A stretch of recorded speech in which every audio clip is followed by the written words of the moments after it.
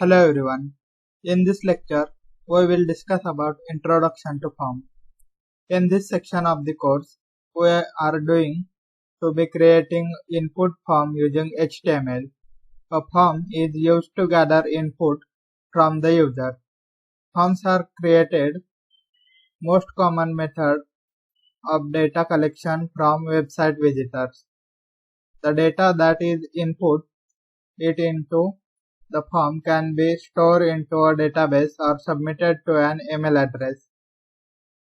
Keep in mind that in order for a form to work and transmit data, we need to use programming language that communicates with our server. For now, in this section of the course, we will only be creating the front end of form. This is what the user sees through their web browser. Let's take a look at an example of the basic contact form on this web. On this form, the user is able to submit the details, for example, first name, last name, country, and subject message. Now, let's explore how form is processed. Once the user clicks send button, first the user completes the form and fills out all the form details. Next, the data is transmitted to PHP script and validates the form. Validation includes checking to make sure the data is accurate to a certain degree. Data validation is very important and it can be done in client-side programming language such as JavaScript and also in the server-side language such as PHP. It's recommended both implemented. Keep in mind that the user can disable client-side validation by adjusting settings in their web browser.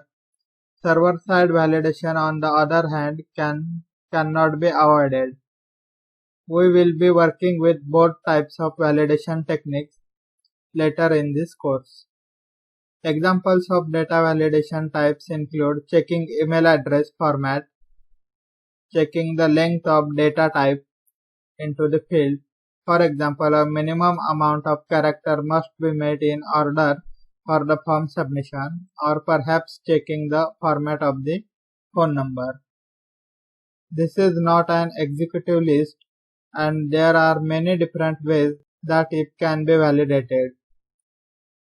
Once the data is validated, the data is processed. The data can be input into the database. It can be transmitted to an email address or some other form of the data processing.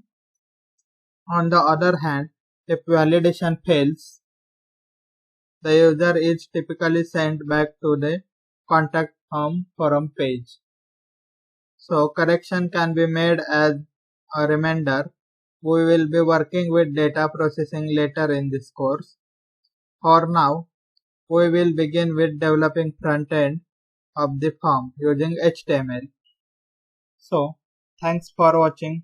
I will see you in next video.